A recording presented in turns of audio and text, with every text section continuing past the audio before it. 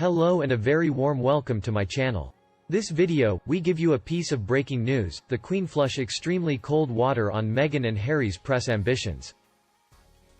As I report in the previous video, the publishers have cancelled Harry and Meghan's Finding Freedom book. Guess they heard the backlash and did not want any association with the toxic twosome. And today, a lesson for Meghan: learn from her elders, especially Her Majesty the Queen. Work with the media instead of vilifying them. Look for the good, not the bad. Be a class act.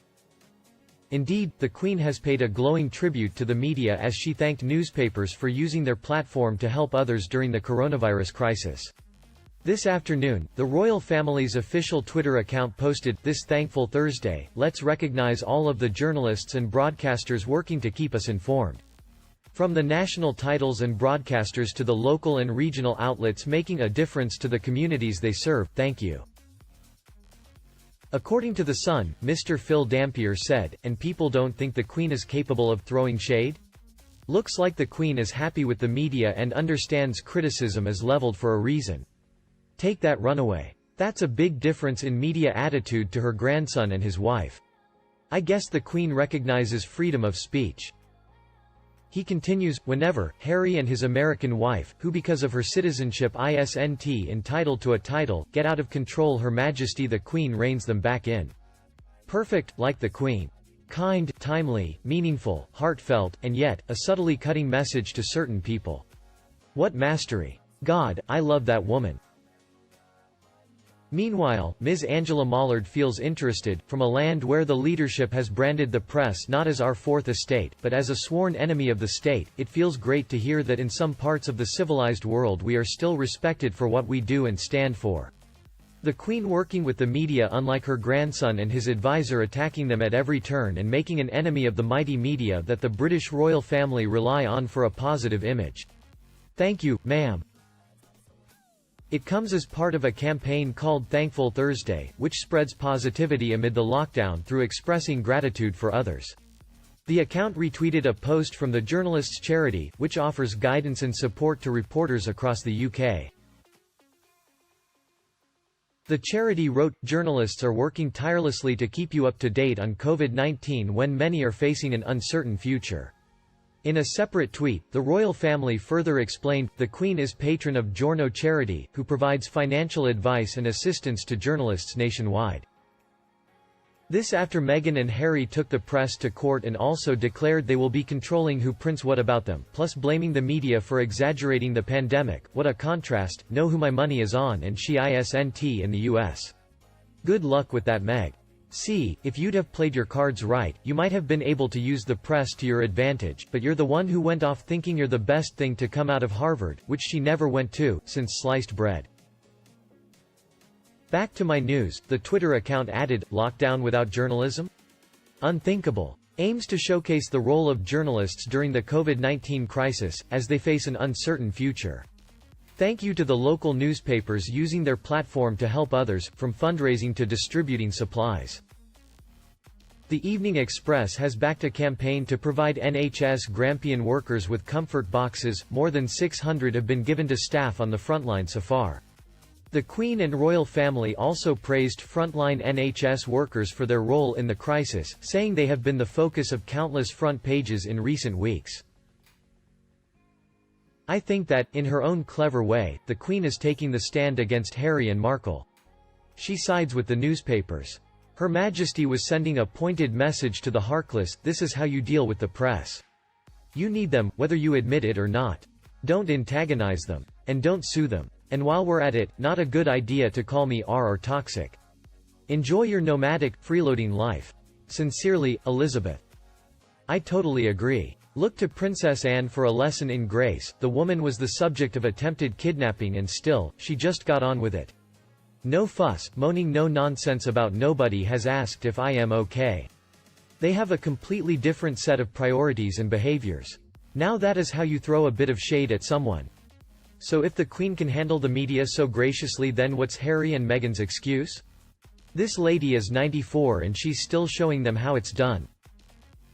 It comes ahead of Britain's 7th weekly Clap Our Carers, which shows thanks to the thousands of staff and healthcare workers putting their lives on the line to fight the virus.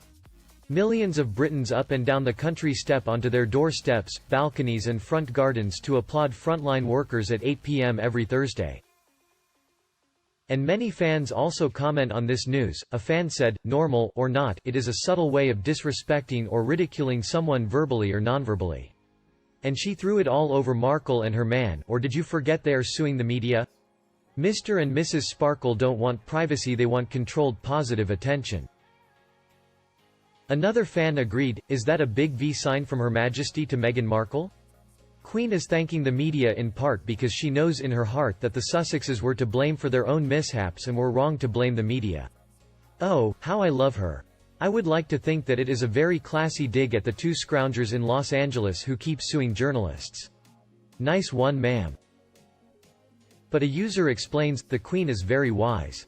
In addition to healthcare, there are segments of our workforce who are out there slogging away at great personal risk. You may not like the political coverage in this paper or that one, but I think we can set that aside and be grateful to all of them for keeping us informed in this COVID crisis. We're all getting our news and we're thankful for it. Again I say, the Queen is very wise." And a fan reply, "Your Queen has always spoken positively and in an upbeat and uplifting way. She does acknowledge that bad things have happened. But her spin is always positive and inclusive. You have no idea what it is like to listen to Trump put the blame on others. He is never responsible and everyone else is wrong. He seldom says uplifting and positive things, he always talks about what he has done for us, how great he is. Your Queen is an example many people should follow. Being positive and supportive are two very kind attributes she has." Meanwhile, also today, Prince Charles leads the salute to fallen heroes. Country falls silent to mark 75th anniversary of A-Day and Camilla leaves touching handwritten to her darling father Major Bruce Shand. Charles and Camilla, known as the Duke and Duchess of Rothesay in Scotland, each laid a floral tribute at a war memorial at Balmoral Castle, Aberdeenshire, before falling silent in memory of the heroes of the Second World War. The moment held added poignancy for Camilla, who left a touching handwritten note to her darling father Major Bruce Shand, a decorated officer who fought with the 12th Lancers. The royals and politicians today lead the nation in remembrance after large-scale commemorative events were cancelled due to the coronavirus crisis. This morning the Red Arrows performed a spectacular flypast over London, and at 9 p.m. the Queen will address the nation in a special broadcast from Windsor Castle. At Balmoral, Charles wore Highland day dress, a hunting Stuart kilt with a Gordon Highlanders tie and lapel badge, as well as wearing medals and neck order. Camilla, her 4 Rifles dress, because she is Royal Colonel of the regiment, and her 12th Royal Lancers regimental brooch, looked sombre as she laid the flowers at Balmoral, where she and Prince Charles have been in isolation for several weeks. The bouquet was hand-picked by the Duchess from the grounds of Burkhall. Tied to the stems of Camilla's bouquet was a monogrammed note card with a message that read, "In memory of my darling father, and all the officers and men of the 12th Lancers, who fought so bravely to give us peace. Camilla." She took a moment to remember her father, Major Bruce Shand, who joined the army in 1937 as a cavalry officer with the 12th Lancers and went on to become a decorated war hero, as she laid her flowers. She enjoyed a close relationship with her father until his death in 2006 at the age of 89. Charles' handwritten message with his floral tribute read, "In everlasting remembrance." The Queen will address the country from Windsor Castle at 9 p.m. this evening, and afterward, Britons will be invited to join in with a sing-along to Vera Lynn's wartime classic, "We'll Meet Again." General Sir Nick Carter, Chief of the Defence Staff, this morning urged the public to spare a thought for those stuck at home at a time of celebration, as he said the scaled-down commemorative events necessitated by strict lockdown measures made it tough on veterans.